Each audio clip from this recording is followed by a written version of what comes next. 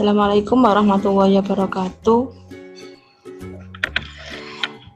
Baik, ini melanjutkan slide sebelumnya terkait dengan penyusunan jadwal dinas.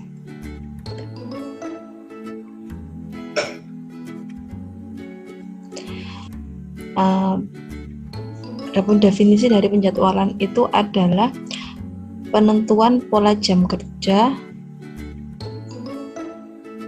masuk dan libur untuk seorang perawat ya.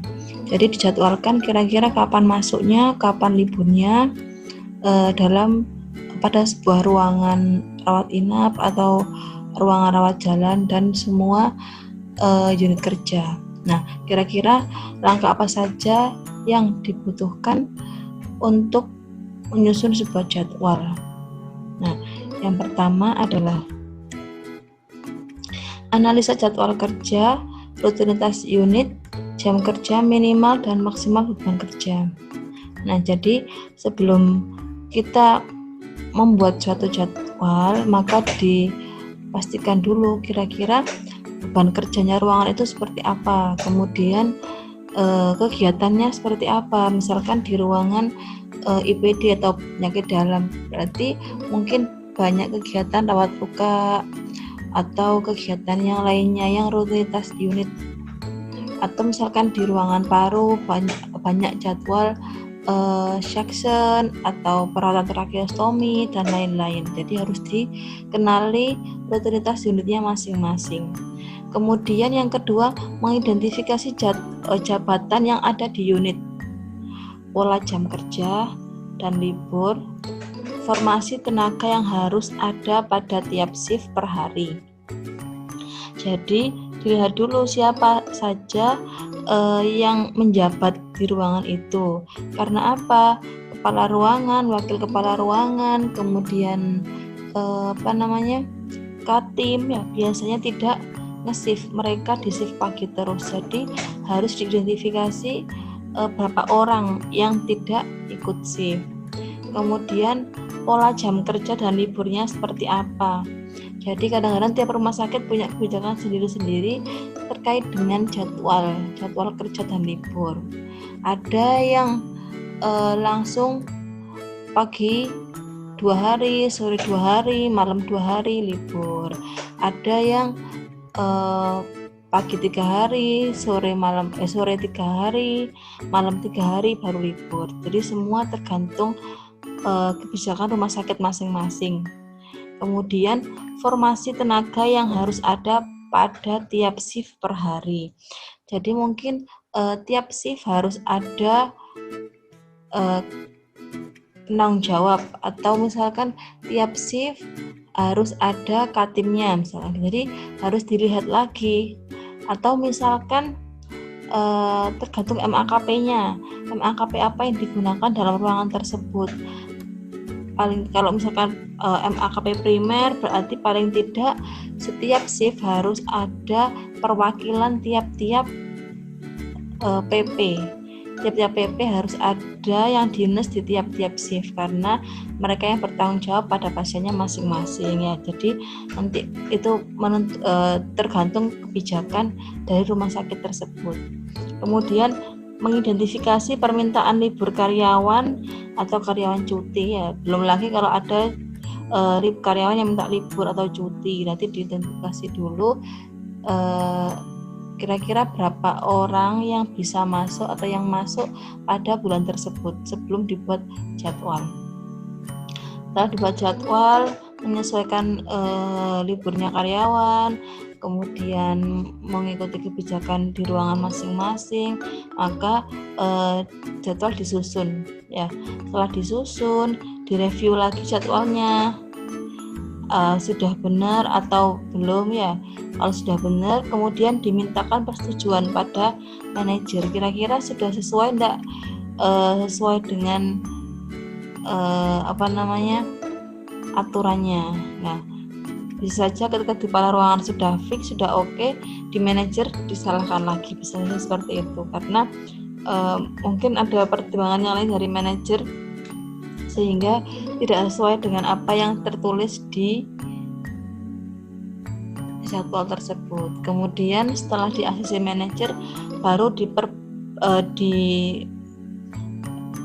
diinformasikan kepada stafnya. Jadi staf biar tahu jadwal di bulan depan seperti apa. Kemudian memperbaiki dan memperbaharui jadwal setiap hari. Kenapa seperti ini? Karena kita tidak tahu setiap hari ada kejadian apa. Bisa jadi pada suatu hari perawatnya sakit. Nah, kepala ruangan harus benar-benar bisa mengatur tenaganya. Jangan sampai ketika ada perawat yang sakit, kemudian misalkan satu tim ada banyak yang sakit, jangan sampai perawatnya kelabakan kekurangan perawat sehingga beban kerjanya tinggi. Jadi harus diatur oleh kepala ruangan bagaimana caranya. Makanya harus ada laporan ketika kita ditukar dinas. Karena apa? Biar tahu kalau ada beberapa yang berhalangan, biar bisa diatur kembali jadwalnya sesuai dengan kondisi tertentu. Kemudian mengevaluasi masalah penjadwalan dan kepegawaian yang perlu diubah. Jadi evaluasi terus-menerus, kira-kira apakah ada yang perlu diperbaiki setiap harinya. Selanjutnya terkait dengan kebijaksanaan penjadwalan. Ya, sebenarnya hal ini menyesuaikan dengan rumah sakit itu sendiri, karena tiap rumah sakit punya kebijakan masing-masing. Ini adalah salah satu contoh kebijakan rumah sakit yang digunakan dalam menyusun sebuah jadwal dinas. Misalkan dinas malam maksimal 7 kali dalam tiap bulan. Ya, ini kebijakan ya.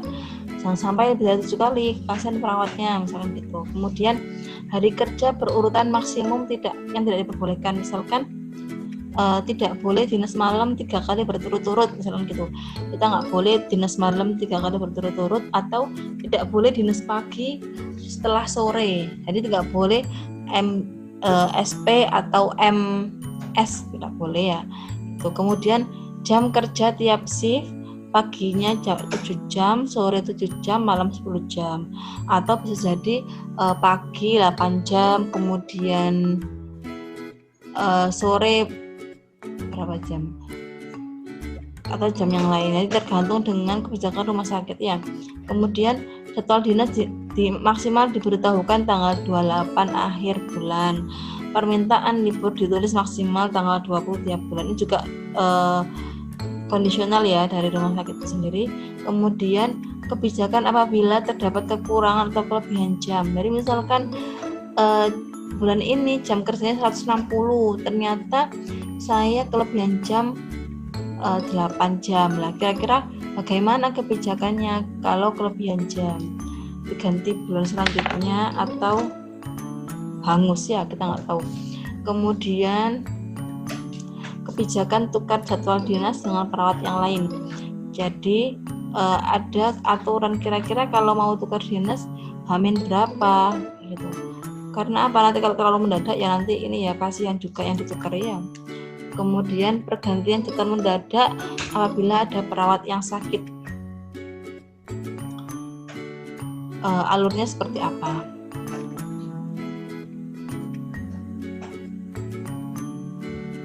Ini hampir sama seperti yang sebelum-sebelumnya ya.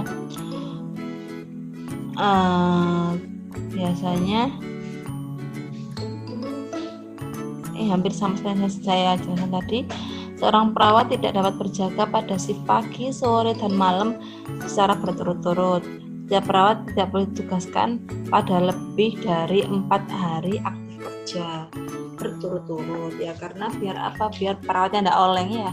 Kalau terlalu banyak hari kerjanya tanpa libur pasti nanti oleng ya, kesehatannya pasti nanti ada gangguan. Kemudian kendala tambahan, perawat tidak boleh ditugaskan pada 2 shift malam berturut-turut. Setiap perawat tidak boleh ditugaskan pada 3 shift sore berturut-turut. Ini hanya kebijakan yang mana tiap rumah sakit pasti berbeda kebijakannya masing-masing. Ini contohnya ya. Sebelum saya menjelaskan contohnya, nanti jangan lupa ada penugasan di akhir kegiatan perkuliahan, silakan nanti kerjakan ya. Setelah ini saya mau menjelaskan tentang jadwal itu sendiri. Ya, ini diperhatikan benar-benar bagaimana cara kita menyusun sebuah jadwal. Saya sudah ada template-nya, sudah ada rumusnya, nanti kalian tinggal mengisi, tetapi harus disesuaikan dengan jadwalnya dan bulannya. Oke.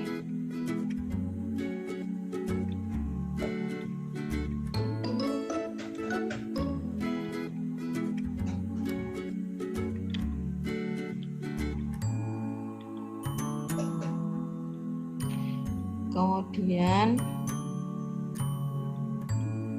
ini saya bukakan contoh jadwal ya. Perhatikan benar-benar karena memang sedikit agak rumit. Oke. Baik.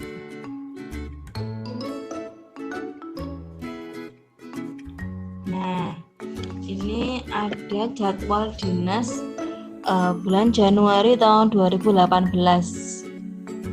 Ya. Nah, ini di sini ada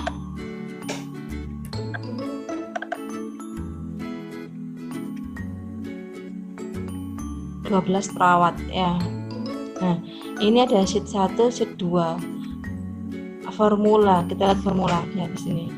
Di sini di Excel ini diatur paginya 8 jam, sorenya 8,5 jam, malamnya 10,5 jam.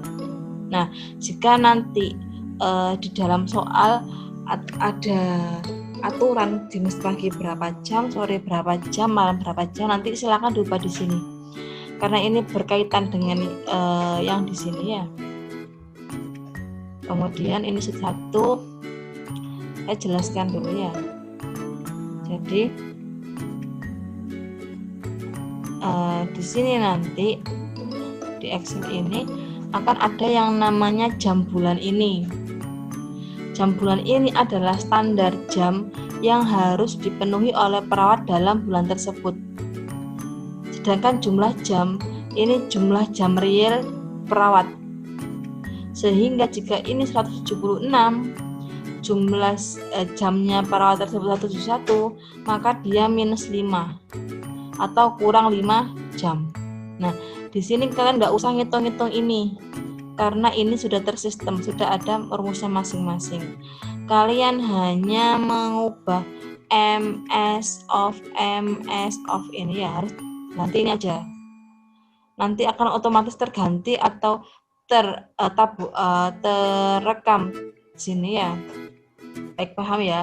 Jadi jam bulan ini adalah jumlah jam yang harus dicapai oleh semua perawat yang bekerja pada bulan tersebut. Jumlah jam ini adalah jumlah jam yang jam real seorang perawat dalam bekerja pada bulan tersebut. Nah, cara jam ini per bulan ini tiap bulan berubah-ubah, tidak terus 176. Ada cara menghitungnya. Ya. Cara menghitungnya adalah yang digunakan standar adalah jam kerja dari kepala ruangan. Yang mana kepala ruangan ini selalu dinas pagi, kemudian off Sabtu Minggu, dan tanggal merah libur. Jika kepala ruangannya hanya libur minggu ya. Nah, pada jadwal ini yang merah, kemudian harinya dikasih warna merah dan kuning, ini adalah hari libur ya.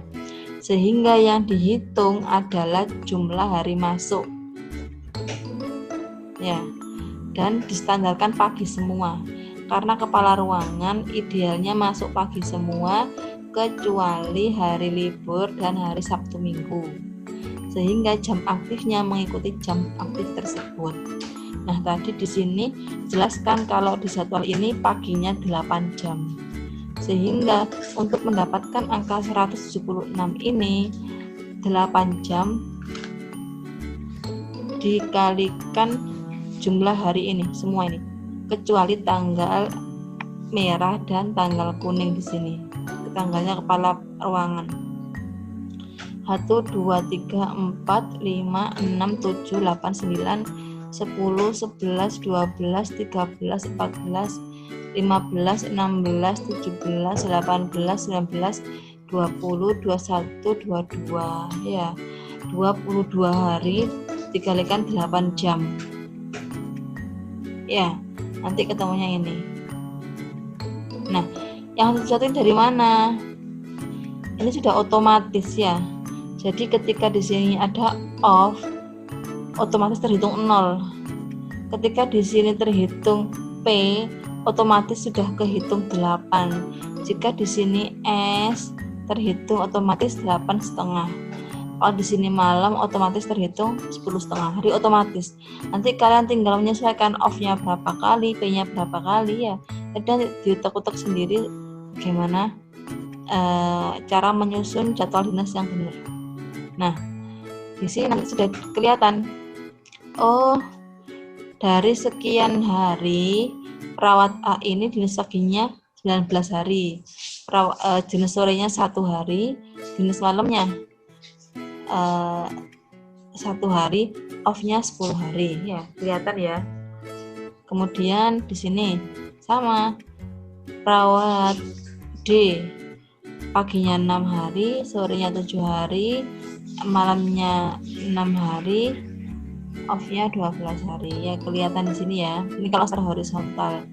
Nah, ketika di vertikal bagaimana hasilnya? Nah, kalian jangan memperhatikan ini ya, anggapannya ini tidak ada apa-apa ya. Nah, di sini nanti dapat diketahui kira-kira di tanggal 1 ini yang jenis pagi berapa orang. Ini 2, sorenya 2, malamnya 2 ya. Sudah otomatis di Excelnya, jadi kalian tidak usah ganti, cuman ganti formasi pagi, sore, malam, pagi, sore, malam itu seperti apa ya. Jadi nanti silakan disesuaikan lagi dengan kasus yang saya berikan. Nanti silakan dikerjakan. Saya kasih template kosongan dalam bentuk Excel yang mana sudah ada rumus-rumusnya. Nanti kalian tinggal menyesuaikan saja isinya ya.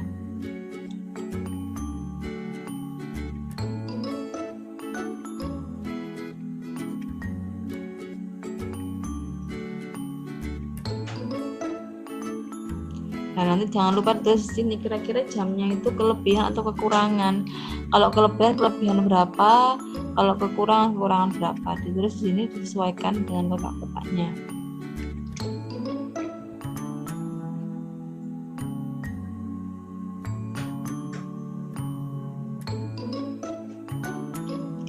Sudah ya.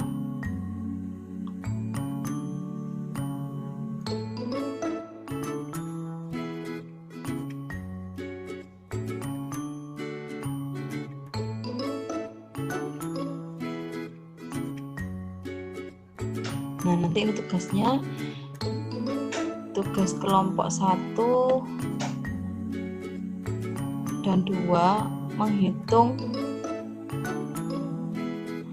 jumlah kebutuhan perawat, kemudian kelompok 3 dan 4 membuat jadwal dinas. Silakan dikerjakan untuk belajar, karena nanti ketika kalian profesi dinas juga akan membuat jadwal dinas, sehingga nanti sudah ada pengalaman meminimalkan kesulitan ketika sedang praktek ya. Mungkin sekian yang dapat saya sampaikan. Kalau bisa, mohon maaf. Assalamualaikum warahmatullahi wabarakatuh.